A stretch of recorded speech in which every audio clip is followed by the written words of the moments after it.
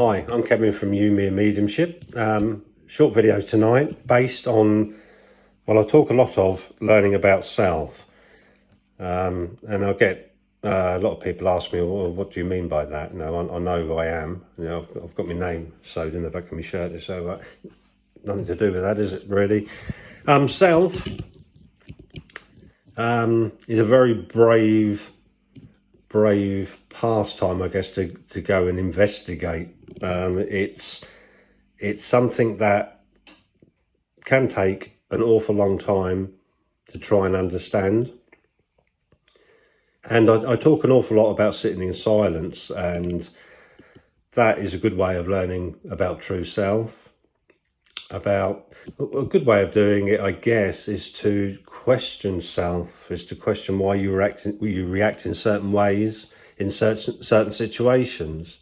So once you start to understand why you act in a certain way under certain circumstances, you tend to start to learn about controlling your reactions.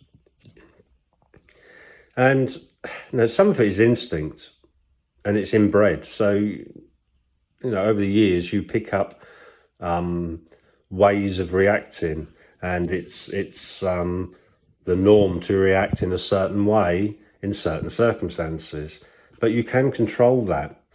And once you learn the art of that, you then become in control of that self, and you start to understand self. Self is not what we see. We've got, go in the bathroom, look in the mirror. That is the vessel in which you are contained. That's what you walk around in. That's not you, okay? That's an image, okay? That is not the true self. True self is the soul, it's the spirit that is housed within the body. So to learn and to communicate with this true self and understand it for a medium is very, very important.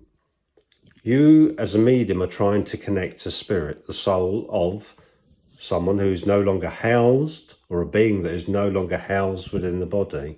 Now, in order to communicate with that soul, with that spirit, you need to use your own soul, your own spirit, to be able to do that. And if you don't understand that side of yourself, you are not going to be able to communicate truly with spirit. Simple as that.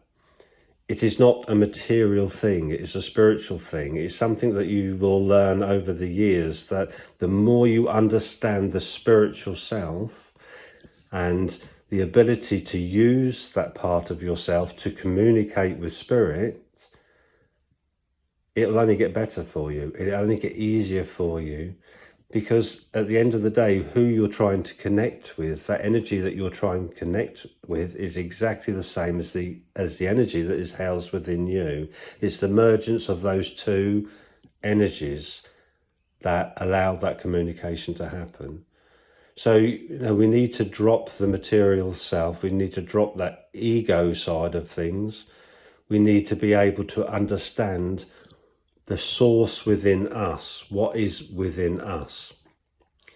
We can label source as God, as the Great Spirit, whatever you wish to label it as. It is the same throughout every human being that walks this planet. And that source is the same in every animal, in every living thing that you see.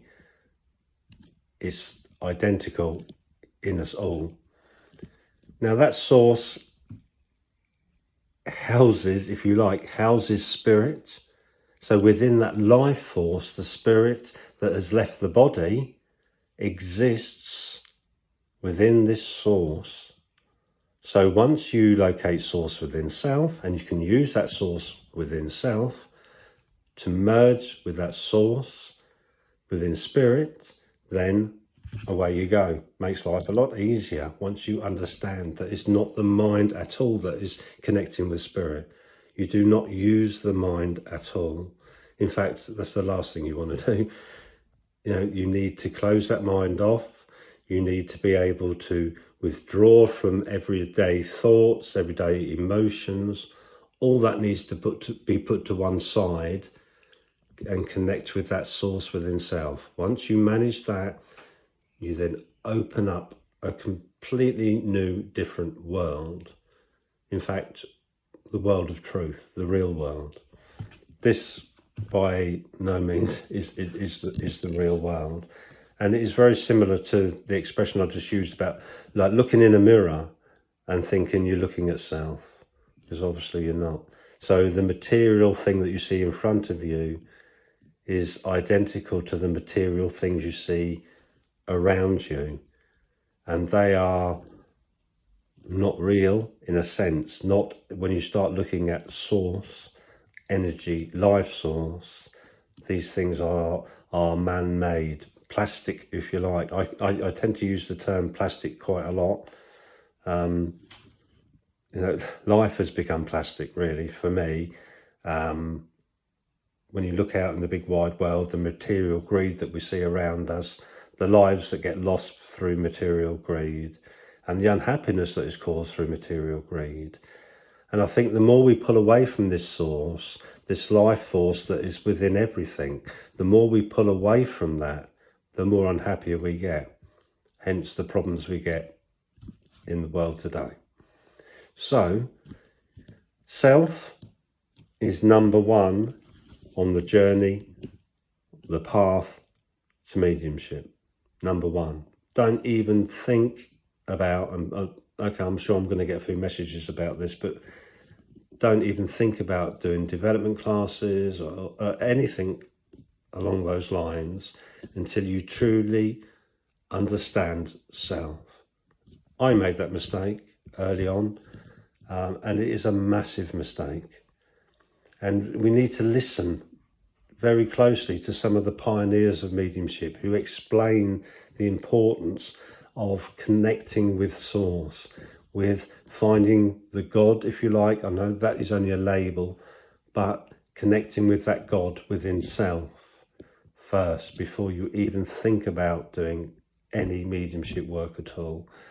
Because like I've said, and I keep repeating myself, once you achieve that, then the understanding of how spirit works, how it communicates with you, the love that comes from you to spirit, from spirit to you, from the connection you've made to the sitter, that whole spiral of energy, of that life force, that love force, just makes your job so much easier. And we need to make sure that we are giving 100% accurate information, and the only way of doing that is by getting this spiral working properly. We cannot sit there and just expect to communicate with spirit without understanding self first. Simple as that, really. Self is the key, and once you've got that key, once you can open that door and understand that force within you, then you are on the right route, believe me, you really are.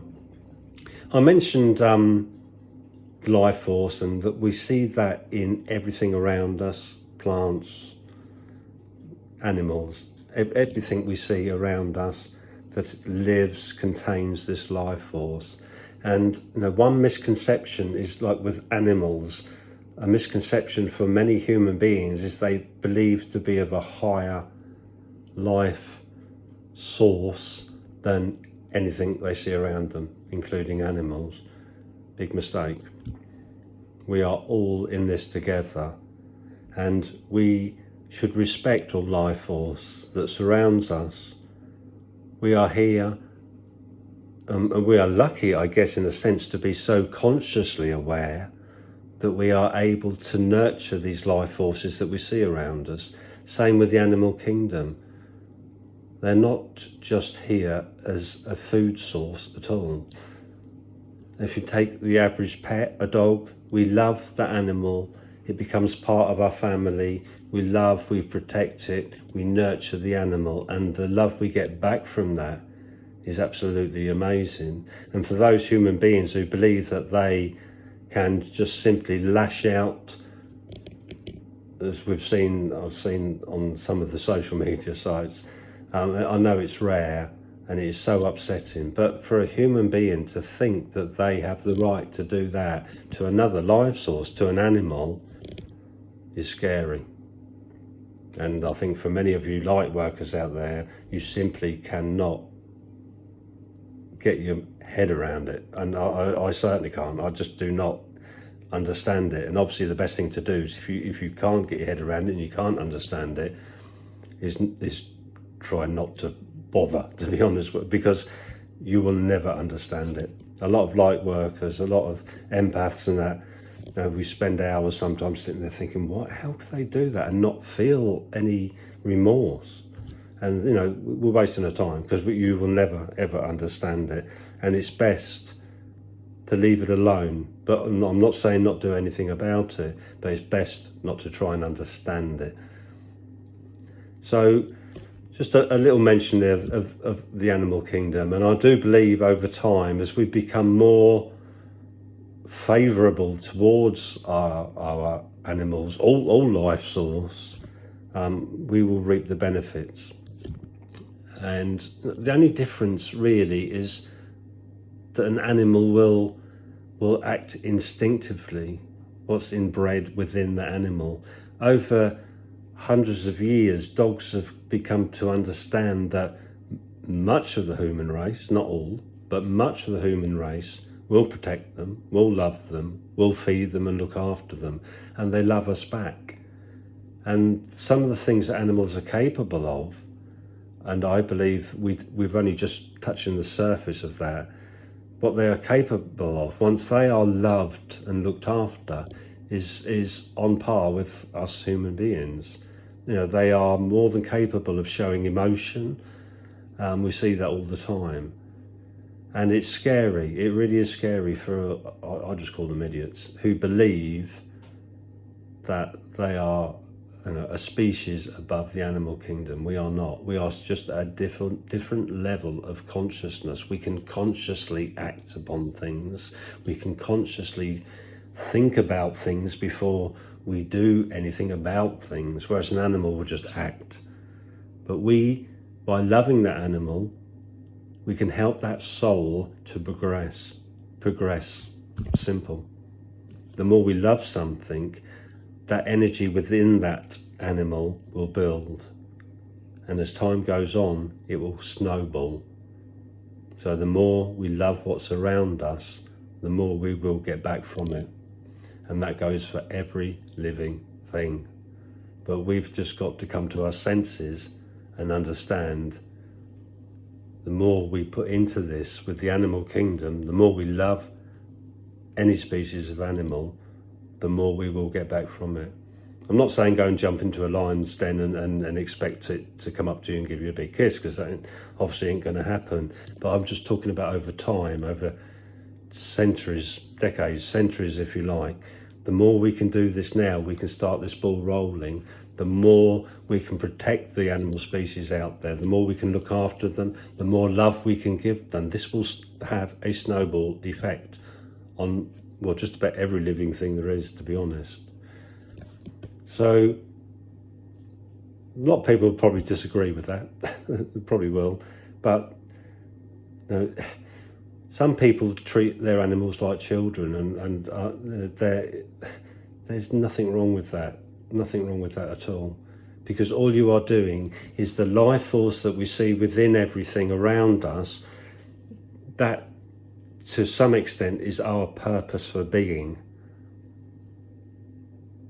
So the more love we emanate out into everything, the more this energy will become loving back. We create negativity. I do not believe in darkness. The only darkness there is what we create here. So if we can turn that around, we can start reaping the benefits of all that life force energy, that positive energy that is around us, will be more beneficial to us in the long run. We will start to see things differently, we'll look at what we're going through now with the coronavirus. we've had a few weeks of actually sitting at home thinking about things, and people have become, I'm not saying they weren't before, but people are starting to become more caring, more loving, and it may well change the world. These few weeks may change the way we look at things. But if we could do that anyway, what a marvellous world it would be, eh? Anyway, that's me. I'll stop waffling on. Hope that's helped a bit. Please have a look on my page, Me, You and Mediumship. Please send messages, post anything on there if you wish. It's quite a new page. I don't do an awful lot on there, only write really. Any writing that, I do some spiritually influenced writing, I do some odd quotes and things like that. Work your way down the page, have a read up. There's some interesting bits and pieces on there. Hope you like the video. Please like it. That would be great. Please subscribe if you like, and I'll add another video very shortly. Take care. Thank you.